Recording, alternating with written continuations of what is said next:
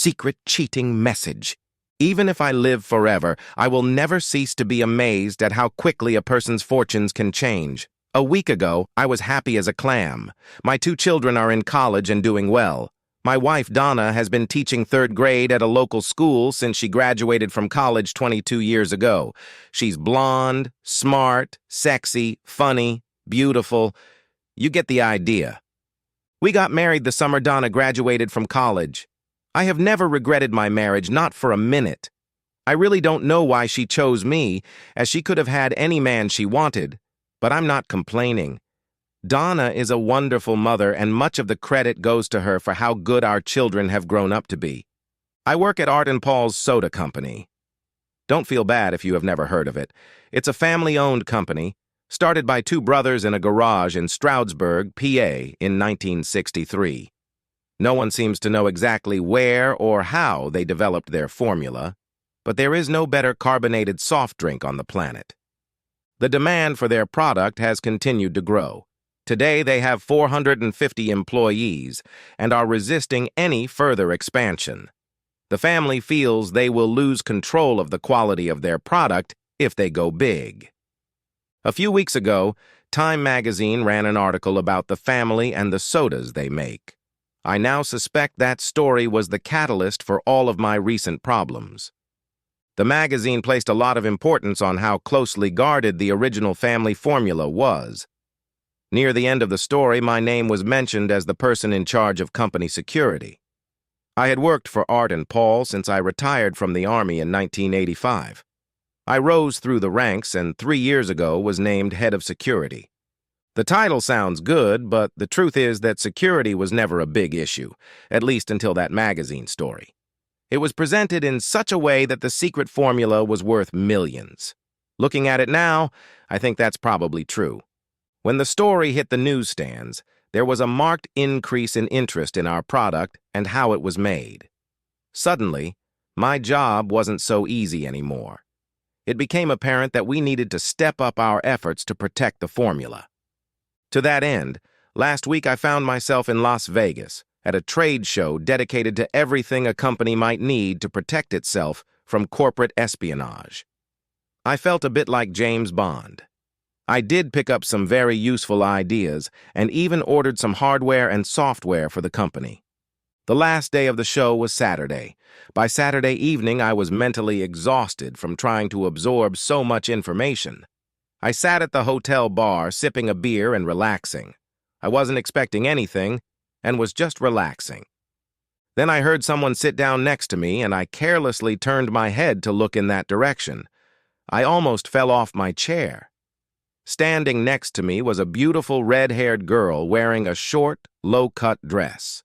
Her breasts formed an incredible valley that a man could stare at all night. Well, that's exactly what I was doing. "Are you going to spend all night staring at Gemini, or are you going to buy the girl a drink?" she asked me, flashing me a beautiful smile. I managed to get my tongue in my mouth and called the bartender over. I bought her a drink and ordered another beer for myself. That was on a Saturday. Just 3 days later, I found myself struggling with my career. I drove home Sunday afternoon and returned to work Monday morning. Tuesday morning found me in my office trying to prepare a report to the board of directors for the afternoon meeting. I noticed that an email had appeared on my monitor. The sender had the username Best Friend, and there were attachments. This piqued my curiosity, so I opened the email. There was a very short 2-sentence message. I sat there and reread it at least a dozen times. It didn't make much sense, but I knew it would be very important to me. The message read, "Drive to Casey Park at noon and park next to the black Lincoln near the playground. If you don't, these photos will be emailed to your boss, wife, children, parents, and numerous community leaders." With great trepidation, I began to open the attached photos. My stomach immediately twisted, and I felt nauseous. Somehow someone had managed to get a picture of me with a redhead. The first picture was of us at a bar. Anyone could take a picture in a public place. But then there were the pictures that made my head spin. They were taken in my hotel room and were quite explicit. At first, I was angry. How could these pictures have been taken in a private room? This was a violation of my rights. Whoever took them broke a lot of laws. Then my thoughts changed direction, and all I could think about was what Donna would say if she found out about them. Even worse, what if her parents and our children saw them? My mind began to realize the situation I had been thrust into. I was clearly being threatened. If the pictures of the naked redheaded girl got out, my life could turn to garbage. To top it off, there were some even more compromising photos. I really didn't want the boss, the kids, and especially Donna to know these pictures existed. Art and Paul Simon were pretty religious people. Everyone who worked for them had a morals clause in their contract. Over the years, several people were fired for behavior detrimental to the company. Some were caught on the job, some were stolen from the company, and one guy was fired for constantly lying about being sick when he was actually fishing. Rumor had it that before firing him, Art told the man that he understood why he went fishing instead of going to work. Art himself was known to take a few days off during trout season. He just couldn't stand this man lying about it. As I pondered the situation, I decided that I needed to come up with a plan to combat the problem. Why were the pictures taken? Why were they emailed to me? Why was I being told to go to the park? How could I spin the situation well? How to scatter the trash? There could only be one reason for my current predicament, at least one that I could think of. That reason was the formula I was obligated to protect. It was at the center of this bad storm I was suddenly facing. I might be blackmailed into revealing it. One big problem was that I had no idea what the mixture was. I didn't drink carbonated beverages. I drank beer.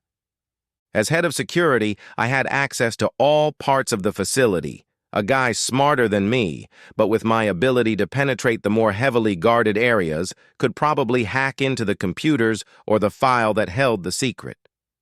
That must be the reason my life is going downhill. I looked at my watch and realized I had to leave within the hour to get to the park by noon. I really didn't want to do that, but I picked up the phone, called Art Simon, and quickly made an appointment with him and Paul. At exactly noon, I pulled into the park and stopped next to a black Lincoln. Two men were sitting in the car, obviously waiting for me. The guy in the passenger seat got out and held the door open, nodding to indicate that he wanted me to get in. I looked around at both men. I'd never seen either of them before. "That was very smart of you," the man behind the wheel said. "I have a laptop ready to send pictures to every family member, friend, boss, and coworker you've ever had. I chose this location because I can get Wi-Fi from the hotel across the street.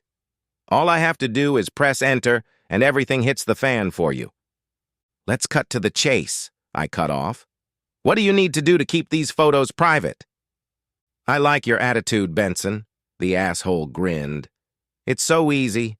You're a security expert like a carpenter out of a woodpecker. I hired a girl to mess with your head Saturday night, and you took this redhead and made love to her before my girlfriend showed up. It saved me a couple $100, and that fool you nailed was a lot better than the one I had for you. The pictures turned out pretty good, don't you think?" "Let's just get it over with," I insisted. "You want the money? I need to know that there are no more hard drives with these files on them." "I want money, okay?" The man laughed. "I want you to give my friend in the back seat your ID and the code you used to infiltrate the most sensitive areas of your company." "What? You think I'm going to give you that? If they find out I gave it to you, I'll be fired and possibly sued and who knows what else. I can't do that," I said firmly. "No problem, Benson," the hapless asshole smirked. "I'll just press this key and you'll be in a world of garbage so fast it'll make you dizzy." "1 minute!" I shrieked. "When do you need the code and my ID?" "Right now," he growled. "We're not going to give you a chance to screw this up. Give it to him now, and we'll wait here until he gets back. If all goes well, I'll give you that laptop and you'll never see us again. Your family will never know what a cheater you are, and we'll all be happy." "He won't be able to just walk in there, even if there's a code," I warned. "He'll be seen, and there are security cameras everywhere. It won't work." "It usually does," my blackmailer agreed. But on the first Tuesday of the month, the people in the office are supposed to meet with their bosses in the conference room and discuss strategy and marketing for the next month.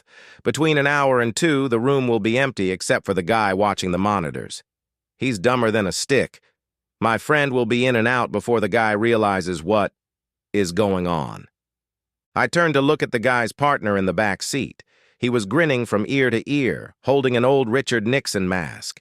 I realized the cameras would be recording Sly Dicky and wouldn't be much help. I pulled out my ID and handed it to the guy, giving him a code number. The guy got out of his car, crossed the street, got into a Nissan Sentra, and drove off. I sat next to my blackmailer and waited. He kept his finger lightly on the enter key the whole time. It was almost as nerve-wracking as sitting with a suicide bomber. It was almost an hour later when the car returned. The guy was grinning from ear to ear as he walked back to the Lincoln. "I did it!" he exclaimed. "These rednecks are idiots. Let's get back to the boss." "You have what you want, so give me the computer," I demanded, reaching for the laptop. "Ouch!" the asshole laughed, deliberately pressing a key. "That's a shame. I guess you won't be needing my laptop now. The damage is done." I was thinking about beating the shit out of the guy when his buddy opened my door and flashed his knife. He gestured for me to get out. I carefully got out of the car, watching the guy with the knife closely. He slammed the door, hurried over to the Nissan, and climbed in. Both cars drove away quickly. I pondered whether I should jump right in front of them, whether I should stop them but put an end to the nightmare I was in.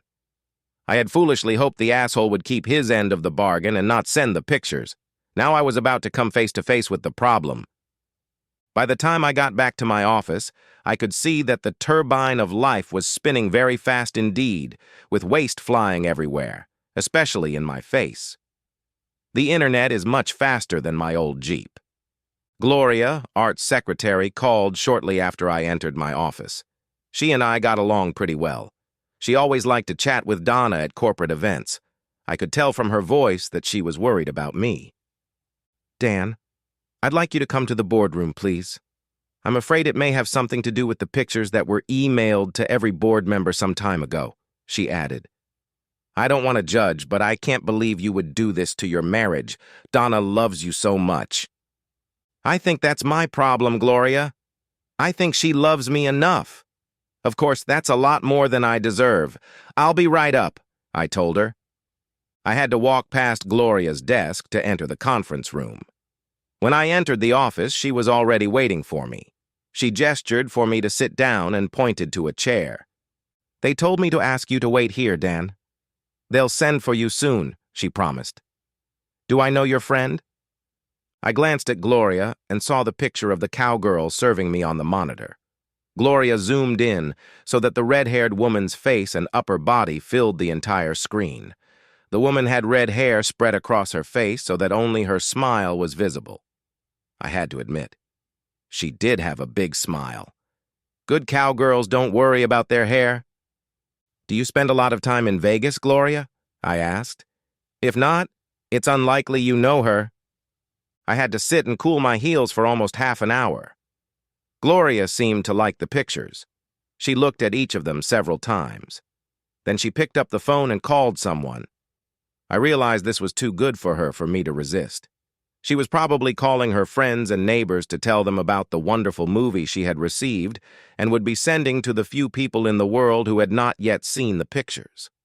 As I waited, my mood grew darker and darker. Finally, Gloria got the call and she turned to me. "You can go now, Dan. Good luck, and don't take any trash from them," she added as I opened the door. And I thought about her statement for a bit as I entered the room. I soon put it out of my mind when I saw the mood of the group. There were 7 of them.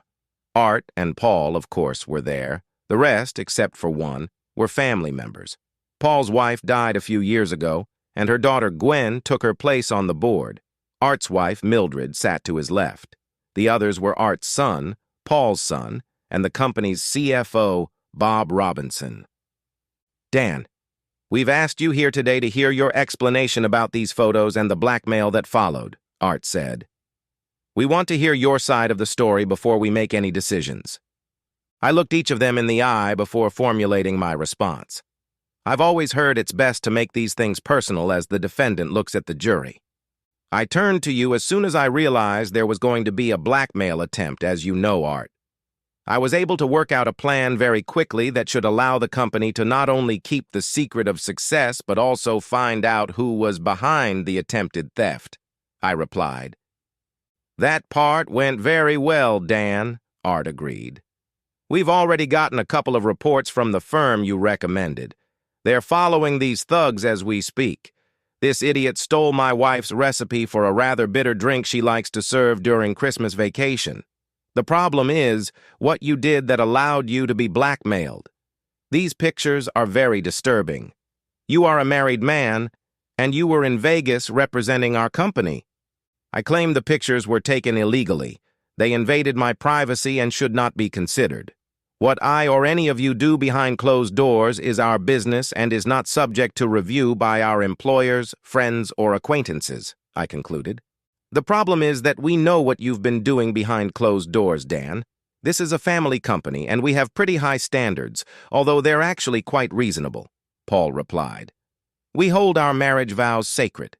We can't condone or ignore that kind of behavior with a lady, whoever she may be. I saw that I would not be able to convince them that my privacy had been violated and they should ignore the pictures. I knew that if I threatened legal action, they would show me to the street even faster. Their beliefs were not shaped by the courts. I thought about it and decided to walk away. I would have to discuss my options with an attorney. I knew it would be a costly and ugly trial and hoped for a better resolution. I have nothing more to add, I concluded. And now, there must be. Suddenly the door swung open and Gloria entered the room. This was highly unusual for her, and it was obvious that she was very nervous. I'm so sorry. I hate to interfere with the board of directors, but I'll never forgive myself if I don't at least try. Mrs. Benson, to see you. You could have knocked me over with a feather. Donna walked into the room and headed straight for the group. She held her head high and looked gorgeous, despite the fact that she was wearing a long plain coat and carrying a large bag. I apologize for interrupting you, ladies and gentlemen, but I believe I have some information that may shed some light on this situation and prevent you from making a terrible mistake, she announced. Mrs. Benson, Donna, Art replied kindly. It's understandable that you would be upset, but this boardroom is not a forum for internal fighting. We're sorry this happened, but we have to take action. Your anger at Dan is not what we want to see here. Anger at Dan? Donna laughed. I love him more than ever. You all know what a wonderful worker, father, and husband he was. Now that you've seen the pictures, you also know what a wonderful lover he is. I rushed over to Donna and, taking her hand, dragged her from the room. She didn't budge and yanked her hand away. Dan, you are such a wonderful husband. This is what I have to do. I want them to know the truth, and I know you won't tell it, Donna insisted. I will. What exactly is the truth that Dan is hiding from us, Donna? Asked a very embarrassed Art Simon. The truth is this. The woman in the pictures is me. I had a seminar in Los Angeles the same week Dan was in Vegas. I surprised him by arranging my flight home so that I could spend one night in Vegas. It turned out to be one of the best meetings I've ever had, if you know what I mean, Donna laughed, pointing to the pictures in front of the group. In fact, I can see some of the evidence lying on your meeting table. Wow. Property while you were in Las Vegas, Mrs. Benson, Bob Robinson asked, if we believe your story, we're likely to believe anything, aren't we? If you really are the woman in those pictures, why didn't Dan just bypass all the hassle? That's easy, Mr. Robinson, Donna replied. Dan is a true gentleman. He'd rather be fired than embarrass or humiliate me. There's nothing he wouldn't do to spare his family pain. Gloria called me and told me about the photos and her suspicions that I was the woman in the photos. I immediately opened my email and realized they were taken in our hotel room without our knowledge or permission, I might add. Dan was willing to come here and take whatever you charged to defend me. I think that's exactly the kind of person this company needs. If that's true, and I personally don't believe it is, Why do you call yourself that red-haired lady? Robinson asked. Aren't you making it up so that he can keep his position in the company? Why else would you want to embarrass yourself by making such a wild assertion? It's simple again, Mr. Robinson, Donna objected hotly. I'm embarrassed that someone could be so sneaky as to take pictures of my husband and me while we were making love. The truth, however, is that my love for my husband far outweighs any personal embarrassment I might experience. I will not stand by and allow him to be slandered or insulted. He is a fine man with an impeccable reputation and should never have to endure such bullying. How old are you, dear? Mrs. Mildred Simon asked. Donna turned her attention to Art Simon's wife. She stared at the older woman for half a minute before answering. Since I'm laying it all bare here, I might as well tell you, Mrs. Simon. I'm 44 years old. I weigh 122 pounds, and my height is an inch short of 5.5 feet. With all due respect to the ladies here, the woman in these photos is much younger than 44, snorted Robinson. I bet the girl in these photos is not even 35. I grabbed Robinson by the lapels of his jacket and threw him across the table before he finished his sentence. I pulled back to give him a good hook when Donna grabbed my arm. Dan, don't even think about it. He's just stating what he thinks is a fact. Let him go now, Donna shouted. I loosened my grip on Robinson and let him fall back into the seat. It seemed pretty obvious that my job was now history. Mr. Robinson, I don't know how you feel about your wife being insulted in your presence, but believe me, Dan won't tolerate it from you or anyone else. He worships me, Donna glowed as she looked at me. My dear, Mildred Simon interjected. Personally, I admire the way you both defend each other, but I'm afraid Mr. Robinson has made a fair point, although his rudeness is very upsetting. You are 44 years old, and the woman in the photos looks much younger. You can't see her face in any of them because her hair always falls over her face. Donna pulled a red wig out of her bag and put it on her head over her blonde hair. The group at the table looked unconvinced. You seem to have a red wig, Mrs. Benson, but the age difference is still a serious obstacle for us, Mildred Simon declared. I, for one, find it difficult to accept that you are the woman in the photographs. It's quite possible that you would go to great lengths to save your husband's position in our company. You have no idea how far I'd go for Dan, Mrs. Simon, Donna replied. Do you admit that if the woman in the pictures is me, then Dan has done nothing wrong? That he, in fact, helped your company prevent your formula from being stolen at great personal embarrassment and ridicule? Would you agree that a married couple can enjoy making love in private, as depicted in these photos, without shame or humiliation? Is it possible that if we had pictures of you and Mr. Simon in the heat of passion, there is little to nothing you wouldn't be doing here? It's not about Mr. Simon and me, Mrs. Benson, smiled Mildred Simon. I will say that I would be very uncomfortable if pictures of my private life were circulated on the internet, though less so if I could look as good as the young lady in those pictures. We seem to have reached an impasse here, I'm afraid. I won't accept it. Dan is being accused of inappropriate behavior. In fact, he is being judged for loving his wife. The so-called evidence that he was with a cheap cheater is a bunch of lousy pictures. You can't even see my face in them because of the cheap wig I bought at the LA airport. You can't even see my face in the picture taken at the bar when I was still dressed, Donna said calmly. Somehow I knew it would come to this. I want you to look at these pictures that Gloria enlarged, Donna insisted, pulling 2 glossy photos out of her purse and tossing them on the table in front of the group. Look at the freckles on her left breast. Also, look at the little tattoo my husband is so enthusiastic about. Then compare them to this. I thought I had seen everything. Now everyone has seen everything. Saying this, Donna quickly unbuttoned her coat and threw it off her shoulders. I didn't know if I should crawl under the table, grab her coat and throw it back on her, or just stand there and glower. There is something very erotic about seeing your wife naked in front of other people. I've seen her naked for 22 years, but she's never looked more attractive. Mr. Simon, please look at the pictures, then at me. "What conclusion have you come to, sir?" asked Donna Paul Simon, walking over to the table and standing directly in front of it. "I have come to the conclusion, Mrs. Benson," Paul Simon replied, after what seemed like an unnecessarily long examination, "that you are indeed the woman in the photograph and the epitome of beauty. I also feel that we owe you and the extremely fortunate Mr. Benson standing next to you a huge apology. In hindsight, you have both been subjected to unfair accusations bordering on slander in the process.